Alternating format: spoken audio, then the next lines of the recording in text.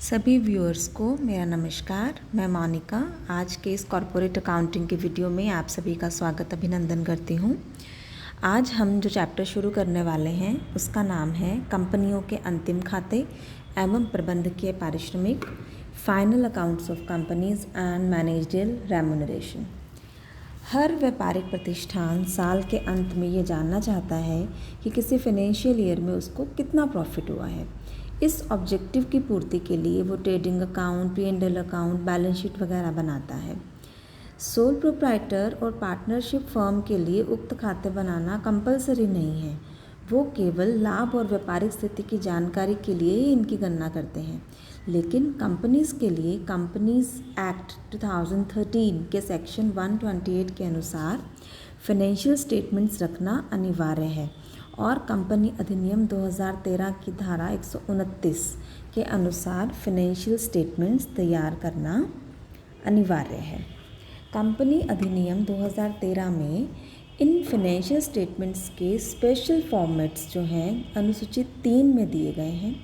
अनुसूची 3 के भाग फर्स्ट में बैलेंस शीट का फॉर्मेट और भाग सेकंड में स्टेटमेंट ऑफ P&L का प्रारूप यानी कि फॉर्मेट दे रखा है। हर कंपनी को इसी फॉर्मेट में इन्हें बनाना ज़रूरी है।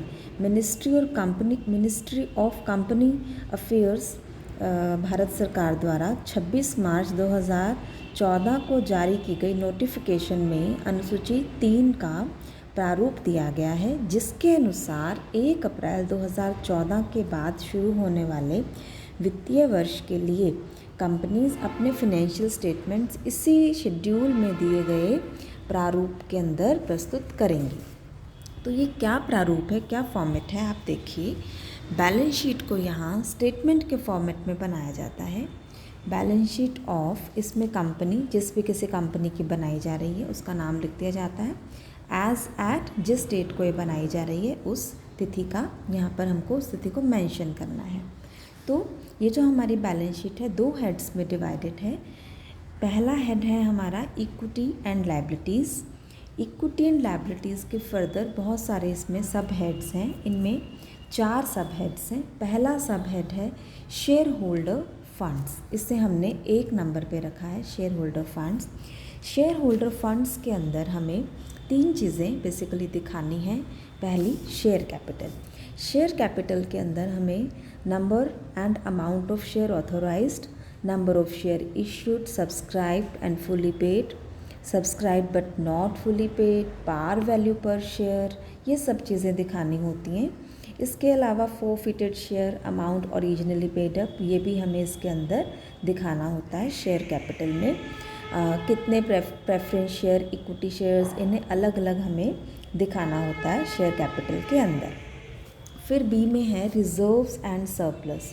रिजर्व्स एंड सरप्लस में हमें capital reserves, capital redemption reserve, securities premium reserve, debenture redemption reserve, revaluation reserve, other reserves कोई हो तो उनका नेचर स्पेसिफाई कर दीजिए, पर्पस स्पेसिफाई कर दीजिए। सरप्लस दिखाना होता है हमें जो हमारा balance in statement of P&L होता है, जो उसका बैलेंस होता है, उसका सरप्लस होता है, प्रॉफिट जो होता है उसे दिखाते हैं। और अगर स्टेटमेंट ऑफ P&L का डेबिट बैलेंस है तो उसे हमें नेगेटिव फिगर में दिखाना है, उसे सरप्लस हेड के अंदर ही। ठीक है, तो ऐसे ही आपको सी में दिखाना है money received against share warrant if given in the question. Then equity and liabilities में हमारा सेकंड सब हेड है share application money pending allotment if given in the question. Then in third head we'll show non-current liabilities. Non-current liabilities के further 4 points हैं आगे, A, B, C and D।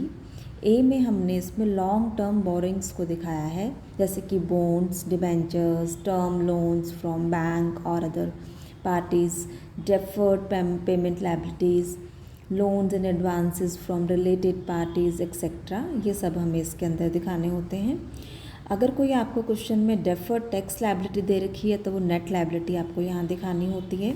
सी में other long term liabilities में अगर question में कोई इसके अलावा लॉन्ग टर्म लायबिलिटीज़ जो अभी हमने बात करी हैं, उनके अलावा कोई अदर लॉन्ग टर्म लायबिलिटीज़ दे रखी हैं, कोई लॉन्ग टर्म ट्रेड पेबल्स वगैरह, तो वो आप यहाँ पे दिखा सकते हैं। देन डी में है लॉन्ग टर्म प्रोविजंस। कोई लॉन्ग टर्म प्रोविज़न हो एम्प्लॉय बेनिफिट के लिए या इसी प्रकार का कोई अदर लॉन्ग टर्म प्रोविज़न हो तो उसका नेचर स्पेसिफाई करते हुए उसे हमें यहाँ पर डी पॉइंट के अंदर दिखाना होता है। देन करंट लायबिलिटीज़, फोर्थ हमारा सब हेड है। करंट लायबिलिटीज़ के अंदर हमें शॉर्ट टर्म बोरिंग्स को दिखाना है। शॉर्ट टर्म बोरिंग्स जो हैं वो loan repayable on demand from bank और फ्रॉम अदर पार्टीज़, या कोई short term other loans and advances हो फ्रॉम रिलेटेड पार्टीज़, तो वो हम इसके अंदर दिखा देते हैं। देन ट्रेड पेबल्स के अंदर, ट्रेड पेबल्स में आपके क्रेडिटर्स वगैरह आ जाते हैं, ये हमें बी हेड में दिखाने होते हैं। फिर सी पॉइंट के अंदर अदर करंट लायबिलिटीज़ के अंदर आपको interest accrued but not due on borrowings, interest accrued but interest accrued and due on borrowings, income received in advance, unpaid dividends, इस तरह की चीज़ें जो हैं वो आपको अदर करंट लायबिलिटीज़ के अंदर दिखानी होती हैं। देन शॉर्ट टर्म प्रोविजंस, इसके अंदर कोई शॉर्ट टर्म प्रोविजंस अगर हमें क्वेश्चन में प्रोवाइडेड हैं तो वो हम यहाँ पर मेंशन कर देंगे। इस सब के बाद हमें इक्विटी एंड लायबिलिटीज़ का टोटल लगा लेना है।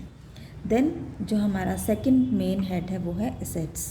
जैसे कि मैंने बताया बैलेंस शीट को हमने दो हिस्सों में डिवाइड कर लिया है। Equity and liabilities first head है, उसका टोटल लगा लिया। सेकंड हेड है हमारा एसेट्स का। एसेट्स में आपके सामने स्क्रीन पे शो हो रहा है। एसेट को हम यहाँ पर दो मेन पार्ट्स में डिवाइड कर लेंगे। फर्स्ट है आपका नॉन करंट एसेट्स और सेकंड है आपका करंट एसेट्स। ये आपके दो हेड्स हैं यहाँ पर एसेट्स के अंदर, और इनके आगे फिर कई पॉइंट्स हैं। तो सबसे पहले हम एसेट्स में नॉन करंट एसेट्स की बात करते हैं। नॉन करंट एसेट्स को का पहला जो पॉइंट है वो है फिक्स्ड एसेट। फिक्स्ड को फर्दर हमने फिर से 4 पॉइंट्स में बांटा है। टेंजिबल एसेट्स, टेंजिबल में एज यू नो मूर्त संपत्तियाँ जो होती हैं जैसे land and building, plant and equipments, furniture and fixtures, vehicles, other equipments etcetera, ये सब टेंजिबल एसेट्स में शो किए जाते हैं। Then intangible assets like goodwill, brands, trademarks, computer softwares, mining rights, publishing titles, copyrights, patent, other intellectual property rights, licence, franchises, सो ये सारी चीज़ें जो आपकी हैं इंटेंजिबल एसेट्स में आ जाती हैं। फिर यदि क्वेश्चन में कोई कैपिटल वर्किंग प्रोग्रेस दे रखा हो तो वो दिखा दीजिए, या इंटेंजिबल एसेट्स कोई अंडर डेवलपमेंट है तो वो अलग से फोर्थ हेड में आप फोर्थ पॉइंट में दिखा सकते हैं। देन बी है आपका नॉन करंट एसेट्स में नॉन करंट इन्वेस्टमेंट्स। इसमें आपके कोई इन्वेस्टमेंट्स नॉन करंट हों इन प्रॉपर्टी या इक्विटी इक्विपमेंट्स में, इक्विटी इंस्ट्रूमेंट्स में, प्रेफरेंस शेयर्स में, या कोई नॉन करंट इन्वेस्टमेंट्स हो गवर्नमेंट और ट्रस्ट सिक्योरिटीज़ में, या डिबेंचर्स ऑन बॉन्ड्स में, या म्यूचुअल फंड्स में लॉन्ग टर्म कोई नॉन करंट इन्वेस्टमेंट्स हो तो वो आ जाएंगे। देन डेफर्ड टैक्स एसेट्स, यदि कोई दे रखा हो क्वेश्चन में तो नेट यहाँ पर आपको अमाउंट दिखाना है। Then long term loans and advances, इसमें आपके कोई long term loans and advances हों तो like long term capital advances, security deposits, loans and advances to related parties, other loans and advances कोई हों अगर तो उनका नेचर स्पेसिफाई करते हुए आप यहाँ पर दिखा सकते हैं। इसके बाद ई पॉइंट में अदर नॉन करंट एसेट्स अगर कोई हों तो जैसे लॉन्ग टर्म ट्रेड रिसीवेबल्स हों तो इस तरह की कोई और आइटम्स हो तो वो आप यहाँ पे अदर नॉन करंट एसेट्स में दिखाएंगे। देन आपका सेकंड इसमें सब हेड है करंट एसेट्स का। एसेट्स में पहला नॉन करंट एसेट्स, दूसरा करंट एसेट्स। करंट एसेट्स में हमारे पास यहाँ एफ तक पॉइंट्स हैं। फर्स्ट के अंदर नॉन करंट में ई तक थे और सेकंड करंट एसेट्स में हमारे पास यहाँ एफ तक पॉइंट्स हैं। सबसे पहले है करंट इन्वेस्टमेंट्स। करंट इन्वेस्टमेंट्स अगर कोई हो, चाहे वो इक्विटी इंस्ट्रूमेंट्स में हो, प्रेफरेंस शेयर्स में हो, या गवर्नमेंट ट्रस्ट सिक्योरिटीज़ में हो, या डिबेंचर बॉन्ड्स में हो, लेकिन करंट इन्वेस्टमेंट्स तो यहाँ शो की जाएंगी। देन इन्वेंट्रीज में आपको बी पॉइंट में स्टॉक्स, स्टॉक के अंदर रॉ मटेरियल का, वर्क इन प्रोग्रेस का, फिनिश गुड्स का, स्टोर्स एंड स्पेयर्स का, लूज टूल्स का, तो ये सब चीज़ें यहाँ पर आपको स्टॉक की जो भी रिलेटेड आइटम्स है वो इन्वेंटरीज में शो करनी है। देन ट्रेड रिसीवेबल, जिसके अंदर आपको डेटर्स एक्सेट्रा शो करने होते हैं। कैश एंड कैश इक्विवेलेंट्स में आपको बैंक बैलेंस हो गया, cheque draft on hand, cash in hand, इस तरह की चीज़ें आपको कैश एंड कैश इक्विवेलेंट्स में दिखानी है। Then short term loans and advances, यदि कोई short term loans and advances question में आपको प्रोवाइडेड हो तो आप इसके अंदर यहाँ मेंशन कर देंगे। और अदर करंट एसेट्स के अंदर आप अगर क्वेश्चन में कोई प्रीपेड एक्सपेंसेस दे रखे हों, या एडवांसेस टू सप्लायर्स हो, या एडवांसेस टू कंसल्टेंट्स हो, या इंटरेस्ट रिसीवेबल हो, या balance with excise and custom etcetera, तो इस तरह की चीज़ें जो हैं वो यहाँ पर आपकी जो ऊपर ए से ई तक नहीं आई हैं, ऐसे करंट एसेट्स कोई हैं तो वो आप एफ पॉइंट में अदर करंट एसेट्स के अंदर मेंशन कर देंगे। तो इस तरह से आपको एसेट्स का भी टोटल लगा लेना है।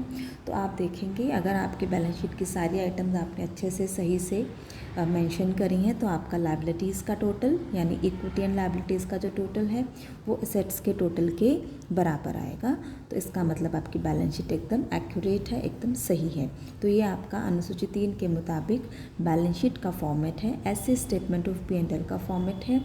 और इसके न्यूमेरिकल क्वेश्चंस हम नेक्स्ट वीडियो में डिस्कस करेंगे। अभी के लिए इतना ही। Thank you so much.